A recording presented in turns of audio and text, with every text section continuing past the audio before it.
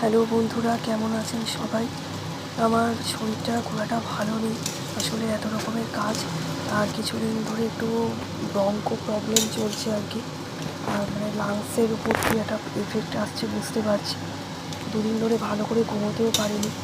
আর সত্যি কথা বলতে কি, ওই মায়ের অপারেশন হবে পরশুদিন, সেটা নিয়েও একটু চিন্তায় আছি।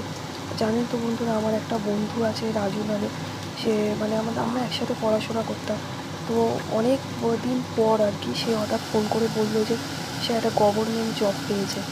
হ্যাঁ, তো মানে এখনও গভর্নমেন্ট জবটা মানে পাওয়া যাচ্ছে, মানে সে একটা স্কুল টিচার আর কি। তো যাই হোক, আমি তো গভর্নমেন্ট থেকে কিছু অ্যাচিভ করতে পারিনি। এখন যারা মানে কিছু পাচ্ছে তারাও বলবো অনেক লাকি আছে আর কি, সত্যি কথা বলতে। আর মানে মায়ের ওই বৃহস্পতিবার ডেট পড়েছে। আর আমার তো পুঁজি একদম শেষ হয়ে গেছে, ধার দেনা করে চালাতে হচ্ছে। তাও কেউ ধার দিতে চায় না। হ্যাঁ, অনেক কাছের মানুষের থেকে অনেককে বললাম, কিন্তু ধারও আজকাল কেউ দিতে চায় না। কেন জানি না, যে একটুখানি মানুষকে এমনি সাহায্য তো দূরের কথা, একটু মানুষের কাছ থেকে ধার চাইলেও, 100 টাকাও ধার চাইলে কেউ দেখি ধার দিতে চায় না। এদিকে দোকান বাজারে এত টাকা খরচা, আর আমার পুরো জমানো পুঁজি যা ছিল, যে মানে দোকানের জন্য যে পুঁজি, সেগুলো প্রায় শেষ হয়ে গেছে। তারপরে এই বন্ধুরা কিছু অস্ট্রেলিয়ান এই ডায়মন্ড প্লাজা এনেছিলাম, তারপরে ওদেরও তো একটু খেতে দিতে হয়।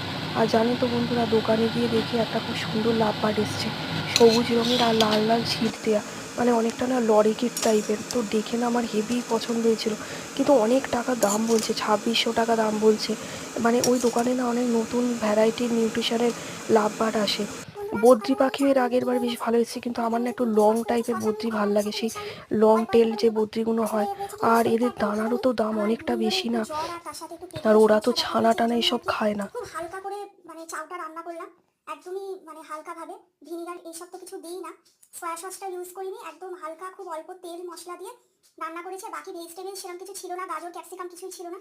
তো সেই কারণে একটু আলু আর পেঁয়াজ কুচিয়ে নিয়েছি, পেঁয়াজেরও পরিমাণ খুব অল্প নিয়েছি। আর কিছু রেখেছি এখানে, একটু আমার কাঁচা পেঁয়াজ এর সাথে স্যালাডের মতো নিতে ভালো লাগে। আর শশাটা যেহেতু জ্বর হয়েছে, এই জন্য শশাটা খাচ্ছি না, কারণ জ্বরের মধ্যে শশাটা খেতে ভালো লাগে না, আর খাওয়াটা উচিতও নয় আসলে।